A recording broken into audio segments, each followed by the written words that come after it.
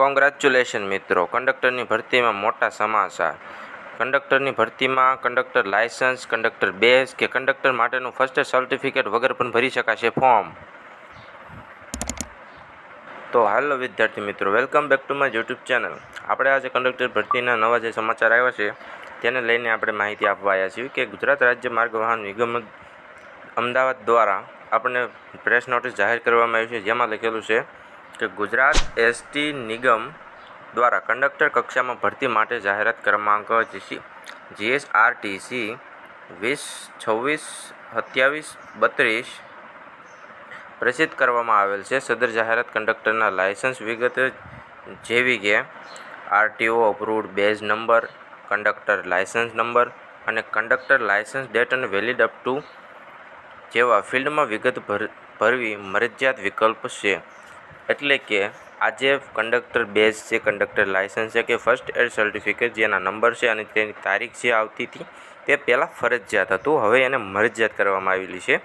તેથી વિદ્યાર્થી મિત્રો, તમે જે આ કંડક્ટરનું લાયસન્સ અને બેઝ કઢાવવા માટે જે દોડા કરતા હતા તે હવે બંધ કરી દો, કારણ કે હવે એમણામ પણ ફોર્મ ભરી શકાશે.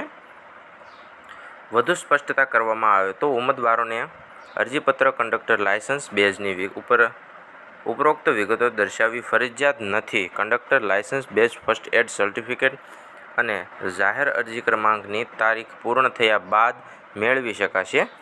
એટલે અરજી પૂર્ણ થઈ જાય કે પરીક્ષા લેવાઈ જાય પછી જ્યારે ડીવીનો વારો આવે ત્યારે આ બધી વસ્તુ આપણે ત્યારે લઈ જવાની. ત્યાં લગીને તમે આ ફોર્મ ભરવામાં તમારે ઉપયોગી રહેશે કે ત્યારે આ તમારે દસ્તાવેજ ફરજિયાત નહીં રજૂ કરવા પડે. બેઝ દસ્તાવેજ ચકાવણી સમયે અચૂકપણે રજૂ કરવાની રહેશે. એટલે જ્યારે તમે ડીવી કરાવવામાં આવે ત્યારે આ કંડક્ટર લાયસન્સ બેઝ કે ફર્સ્ટ સર્ટિફિકેટ ત્યારે જ ફરજિયાત રજૂ કરવાના રહેશે. અત્યારે આ બધું નહીં હોય તો પણ તમે ફોર્મ ભરી શકશો. તેથી હવે આ બધું આપણે થોડા કરવાના છે બંધ, અને ફોર્મ પહેલાં ભરી દીજો, પછી આ કઢવી નાખજો, કારણ કે ડીવીમાં જરૂર પડશે, અત્યારે તો નહીં પડે. કારણ કે લાયસન્સ અને ફર્સ્ટ એડ માટે એટલી અરજીઓ આવી ગઈ છે કે ભરતી પૂરી થઈ જાય છે પણ બધાના લાયસન્સ કે કંડક્ટર બેઝ કે પછી તે નહીં નીકળી શકે, એટલી અરજીઓ આવી છે. માટે સરકારે એવો નિર્ણય કર્યો છે કે અત્યારે હાલ આ ફોર્મ ભરવામાં તેની ફરજિયાત જરૂર નથી. તેથી બધા પહેલાં ફોર્મ ભરી દેજો અને આ પછી કઢાવજો. અને આપણે જે આ ઓજસ એપ્લિકેશન છે તેમાં જે ફોર્મ ભરવાની વિગત છે તેમાં પણ આપી દીધેલું છે કે ઉમેદવારોને અરજીપત્રક કંડક્ટર લાયસન્સ બેઝની ઉપરોક્ત વિગતો દર્શાવવી ફરજિયાત નથી. Conductor licence badge first aid certificate જાહેરાતની તારીખ પૂર્ણ થયા બાદ પણ મેળવી શકાશે તથા આ કંડક્ટર લાયસન્સ બેઝ દસ્તાવેજ ચકાસણી સમયે અચૂક રજૂ કરવાના રહેશે.